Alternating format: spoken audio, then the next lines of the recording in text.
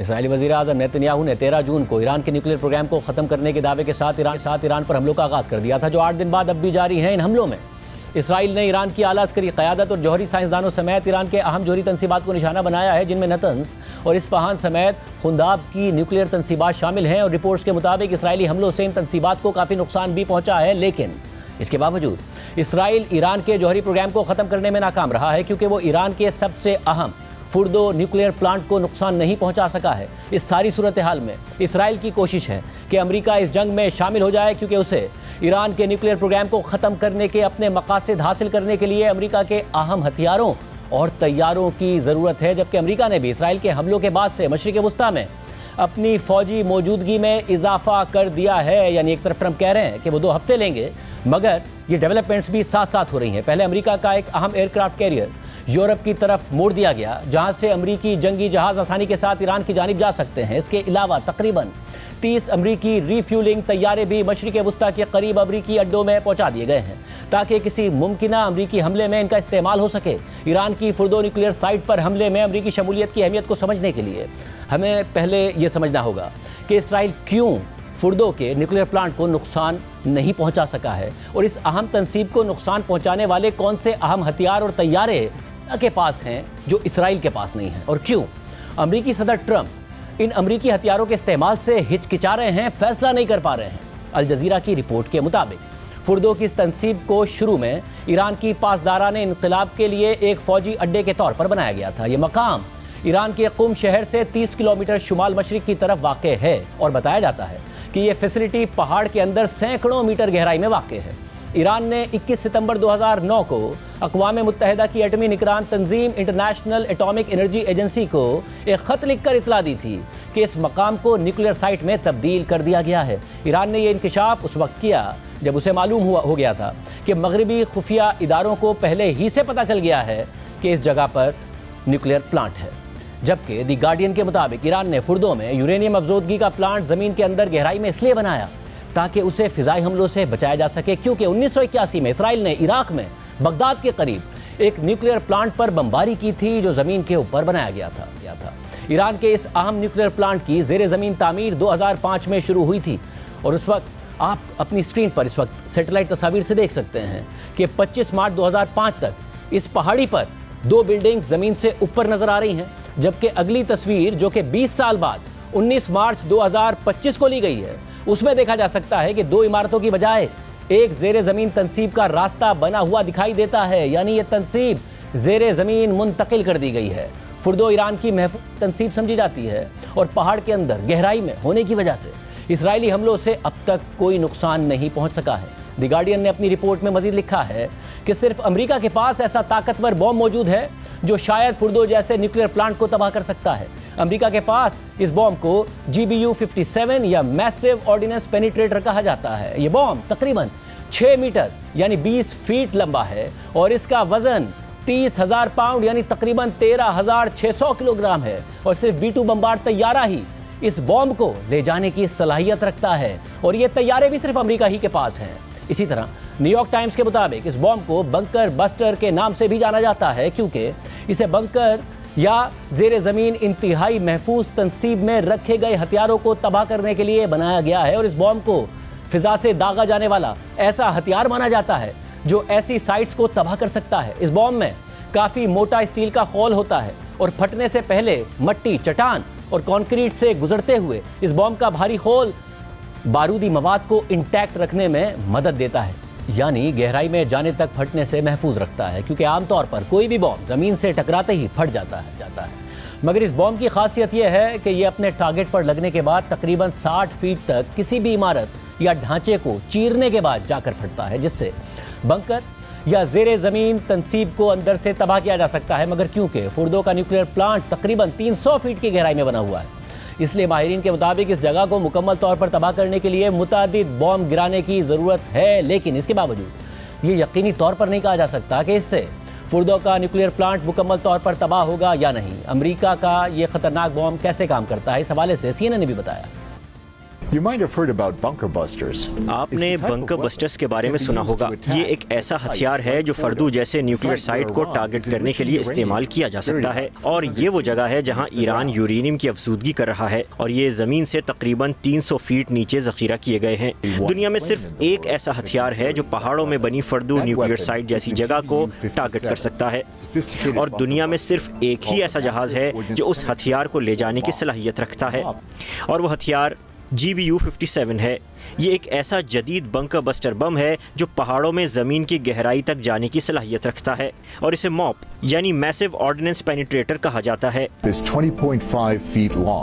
इस बम का वजन तकरीबन 30,000 पाउंड होता है और उसकी लंबाई 20.5 फीट होती है, और ये ज़मीन की गहराई में मुतादिद टारगेट्स को बिल्कुल ठीक निशाने पर तबाह करने की सलाहियत रखता है। और वाहिद जहाज़ जो इस भारी भरकम बम को ले जाने की सलाहियत रखता है वो B-2 स्टेल्थ बॉम्बर है। इसराइल के पास ना तो ऐसा कोई जहाज़ मौजूद है और ना ही कोई ऐसा बम उसके पास है, और इसीलिए इसराइल चाहता है कि अमेरिका इन तैयारों और इन बॉम्ब्स के साथ उसकी मदद करे।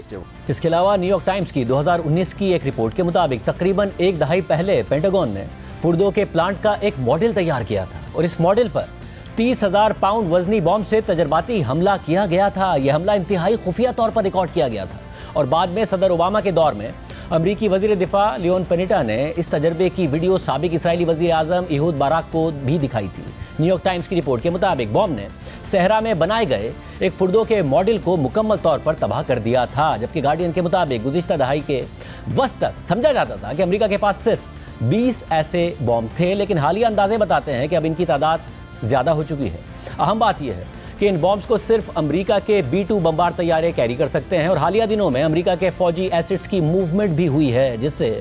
ये इशारे मिलते हैं कि शायद अमेरिका जल्द ही ईरान के फुर्दो न्यूक्लियर प्लांट को निशाना बना सकता है। इस हवाले से गार्डियन ने मज़ीद लिखा है कि बगैर रिफ्यूलिंग के अमेरिका के B-2 बमबार तैयारों की परवास की हद तकरीबन 6,000 मील है, लेकिन ये आमतौर पर चंद खास हवाई अड्डों से ही उड़ सकते हैं। अमेरिका में व्हाइटमैन बेस, बरतानिया में फेयरफोर्ड बेस और इंडियन ओशन में वाक़े जजीरे डिएगो गार्सिया में अमरीकी फौजी अड्डे से ही ये तैयारे आमतौर पर उड़ते हैं। डिएगो गार्सिया का ये अड्डा बरतानिया ने मॉरिशस से लीज पर लेकर अमेरिका को दिया हुआ है। गुज़िश्ता साल अक्टूबर में B-2 बमबार तैयारों ने अमरीकी बेस व्हाइटमैन से उड़कर तकरीबन 8,000 मील दूर यमन में हौसी बागियों के 5 ज़ेरे ज़मीन हथियारों के मराकज़ पर हमला किया था। फुर्दो का फासला डिएगो गार्सिया के अड्डे से सिर्फ 3,200 मील है, इसलिए अगर ईरान के न्यूक्लियर मराकज़ पर हमला किया जाता है तो इस सूरत में B-2 बमबार तैयारों को बमबारी के बाद वापसी पर सिर्फ एक बार हवा में ईंधन भरने की ज़रूरत होगी। BBC के मुताबिक हाल ही में अमेरिका ने डिएगो गार्सिया में अपने फौजी अड्डे पर B-2 बमबार तैयारों का एक स्क्वाड्रन तैनात किया था। सैटेलाइट तस्वीर में मार्च के आखिर में देखा जा सकता है कि B-2 बमबार तैयारे डिएगो गार्सिया के अमरीकी अड्डे में मौजूद थे, लेकिन जजीरे की ताज़ा तरीन तस्वीर में ये बमबार तैयारे मौजूद नहीं हैं। इस सारी सूरत हाल में अब भी इस कार्रवाई में अमरीकी शमूलियत गैर यकीनी का शिकार है। ये खबरें भी हैं कि हमले की पेचीदगी और मुमकिना नाकामी के खौफ से अमरीकी सदर ट्रंप हमले में हिस्सा लेने से हिचकिचा रहे हैं। दी गार्डियन की रिपोर्ट के मुताबिक अमरीकी सदर ट्रंप की बातचीत से वाकिफ मुतादिद अफराद ने बताया है कि ट्रंप ने अमरीकी दिफाई हुक्काम से कहा है कि अमरीका को ईरान पर हमला सिर्फ उस सूरत में करना चाहिए जब उन्हें यह मुकम्मल यकीन हो कि बंकर बस्टर बॉम्ब फुर्दो के न्यूक्लियर प्लांट को मुकम्मल तौर पर तबाह कर सकते हैं। जबकि अमरीकी दिफाई हुक्काम ने ट्रंप को बताया कि अगर 30,000 पाउंड वजनी बंकर बस्टर बॉम्ब गिराया जाएगा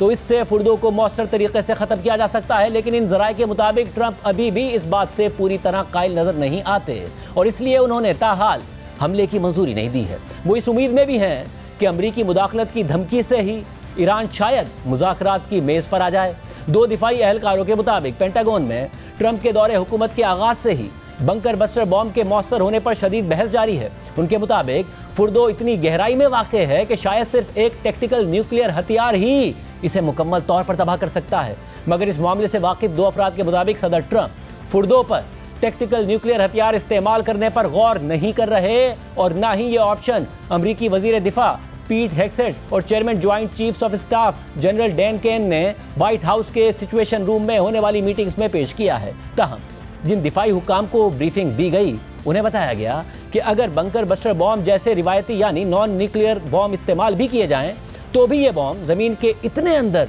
नहीं पहुंच सकते जहां ईरान का फुर्दो का न्यूक्लियर प्लांट वाक़ है, और ये बॉम्ब सिर्फ इतना नुकसान ही पहुंचा सकते हैं कि वहाँ सुरंगें बैठ जाएं और वो जगह मलबे तले दब जाए, लेकिन ये बॉम्ब पूरी तंसीब को तबाह नहीं कर सकते। अमरीकी दिफाई हुकाम को मजीद बताया गया कि फुर्दो न्यूक्लियर प्लांट को मुकम्मल तौर पर तबाह करने के लिए अमरीका को पहले रिवायती बॉम्ब से ज़मीन को नरम करना होगा और फिर आखिर में B-2 बम्बार तैयारे के जरिए एक टैक्टिकल न्यूक्लियर हथियार गिराना पड़ेगा। ये assessments defence threat reduction agency ने की थी, जो कि अमरीकी महकमा दिफा का एक इदारा है। इसी इदारे ने GBU-57 यानी बंकर बस्टर बॉम्ब का तजर्बा भी किया है। गार्डियन की रिपोर्ट के मुताबिक ट्रंप ईरान के फुर्दो न्यूक्लियर प्लांट पर बंकर बस्टर बॉम्ब गिराने से मुतालिक तहफ़्फ़ुज़ात का शिकार है और उन्हें खदशा है कि शायद इस बॉम्ब से भी मुमकिन फौजी मकासद हासिल ना हो सकें। और रिपोर्ट में यह भी दावा किया गया है कि सिर्फ एक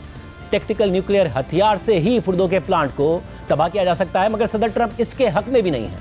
बरतानवी अखबार द गार्डियन अपनी रिपोर्ट में यह कह रहा है, लेकिन फॉक्स न्यूज़ ने अमरीकी फौज के एक टॉप ऑफिशियल का हवाला देते हुए बताया है कि सदर ट्रंप ने कोई ऑप्शन मुस्तरद नहीं किया है। Hey Martha, there have been a lot of headlines. आज बहुत सी हेडलाइंस सामने आई हैं, जिनमें से एक गार्जियन अखबार की भी है, जिसमें दावा किया गया है कि अमरीकी मिलिट्री को इस बात पर शक है कि आया बंकर बस्टर बम के हमले से मकासद हासिल हो पाएंगे या नहीं। और ये भी दावा किया गया था कि सिर्फ टैक्टिकल न्यूक्लियर वेपन ही फुर्दो के न्यूक्लियर प्लांट को खत्म कर सकता है। गार्जियन की खबर में ये भी कहा गया है कि सदर ट्रंप टैक्टिकल न्यूक्लियर वेपन के ऑप्शन के हक में नहीं, मगर मुझे अभी टॉप ऑफिशियल ने बताया है कि गार्जियन की रिपोर्ट में बयान की गई कोई बात दुरुस्त नहीं है और कोई ऐसा ऑप्शन नहीं है जिसे सदर ट्रंप ने मुस्तरद कर दिया हो। और अमरीकी फौज बहुत पुरएतमाद है कि बंकर बस्टर बम से ईरान की फुर्दो न्यूक्लियर तंसीब को तबाह कर दिया जाएगा। वाज़ेह रहे कि टैक्टिकल न्यूक्लियर हथियार छोटे पैमाने के एटमी हथियार होते हैं, जो किसी शहर या मुल्क पर इस्तेमाल होने वाले स्ट्रेटेजिक न्यूक्लियर हथियारों के बरक्स सिर्फ मखसूस फौजी अहदाफ जैसे बंकर या फौजी अड्डे को निशाना बनाने के लिए इस्तेमाल किए जाते हैं और इनके धमाके के असरात एक महदूद इलाके पर होते हैं। टैक्टिकल न्यूक्लियर हथियार स्ट्रेटेजिक न्यूक्लियर हथियारों से कम ताकतवर होते हैं, मगर ये फिर भी काफ़ी ख़तरनाक होते हैं।